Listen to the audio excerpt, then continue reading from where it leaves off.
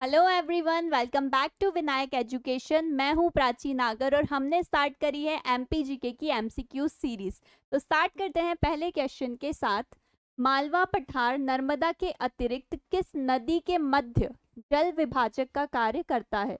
तो जो मालवा का पठार है वो नर्मदा के अलावा चंबल नदी के बीच वाटर डिवाइड का काम करता है। इसके अलावा अगर मैं और वाटर डिवाइड्स बताऊं तो अगर हम बात करें केमूर की, तो जो केमूर की पहाड़ियां हैं वो यमुना और सोन नदी के बीच में जल विभाजक का कार्य करती है। अगर हम बात करें अमरकंटक की,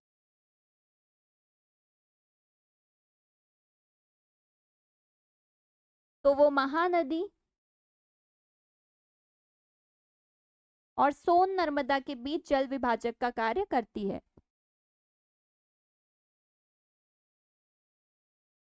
ठीक। तो नर्मदा और चंबल नदी के बीच में मालवा का पठार जो है वो वाटर डिवाइड यानी जल विभाजक का कार्य करता है।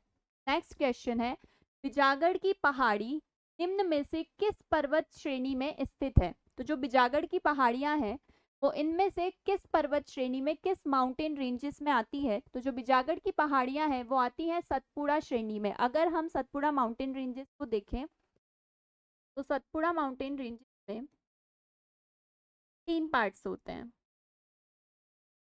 का जो पश्चिमी भाग है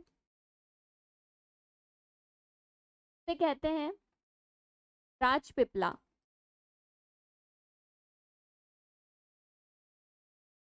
ये मध्य भाग को कहते हैं महादेव और इसके पूर्वी भाग को कहते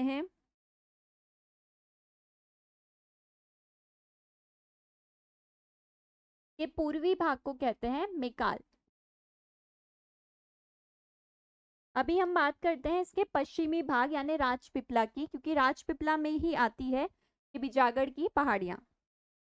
ठीक। बिजागढ़ की पहाड़ियां किस में आती है? राजपिपला में। बिजागढ़ की पहाड़ी के अलावा ग्वालगढ़, ग्वालगढ़ की पहाड़ी, बड़वानी की पहाड़ी, अखरानी की पहाड़ी,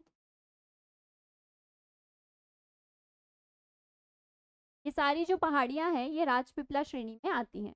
ठीक। के आगे नेक्स्ट क्वेश्चन पे आते हैं। बालाघाट जिले में नलशेषा बांध जो है, जो नलशेषा डैम है, ये किस नदी पर स्थित है? तो बालाघाट जिले में नलशेषा बांध जो है वो चंदन नदी पर स्थित है।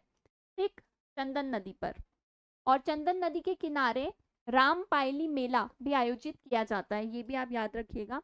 नेक्स्ट क्वेश्चन है, मध्य प्रदेश में चित्रकूट किस नदी के तट पर स्थित है? तो मध्य प्रदेश में जो चित्रकूट है वो मंदाकिनी नदी के तट पर स्थित है।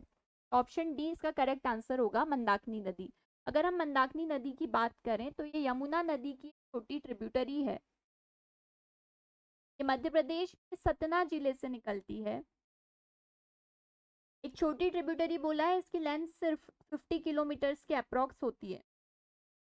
ठीक। मंदाकिनी नदी के किनारे चित्रकूट के अलावा रामघाट भी है।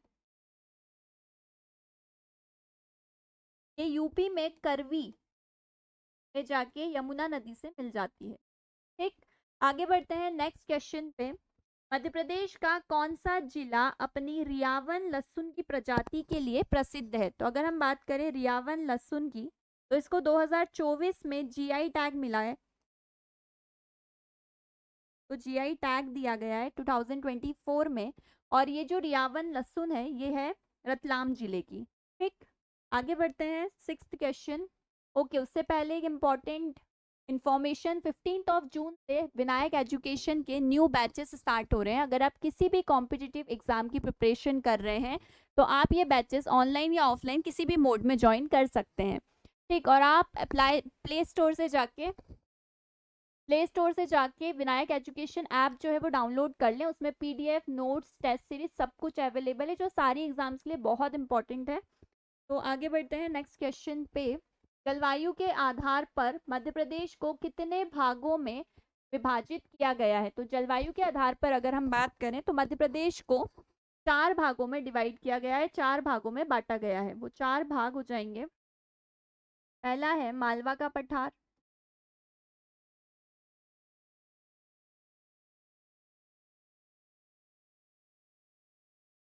नर्मदा घाटी, नर्मदा सोन घाटी,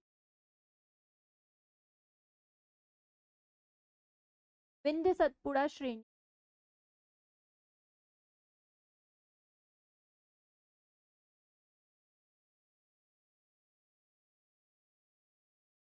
और उत्तर का मैदान।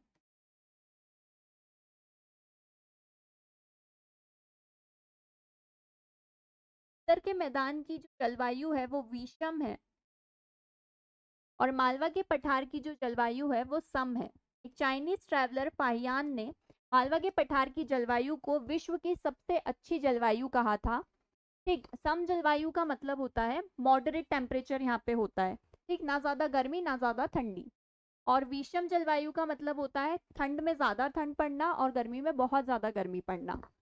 ठीक, तो ये जो चार भाग हैं जलवायु के आधार पर मध्य प्रदेश को चार भागों में बांटा जाता है।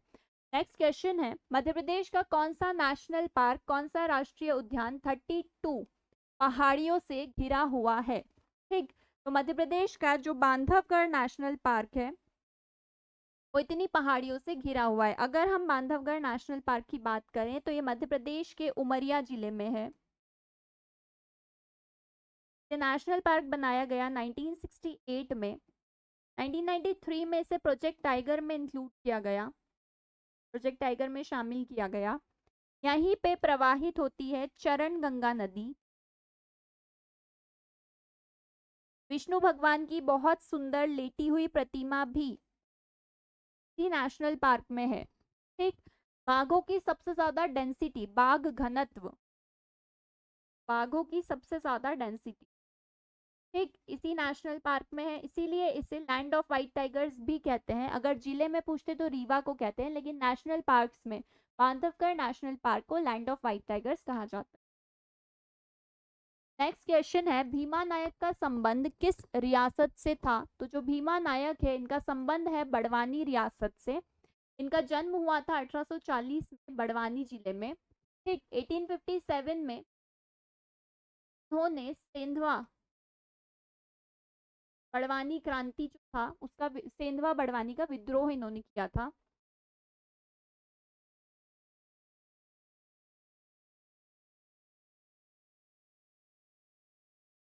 पोर्ट ब्लेयर में इनकी मृत्यु हो गई थी।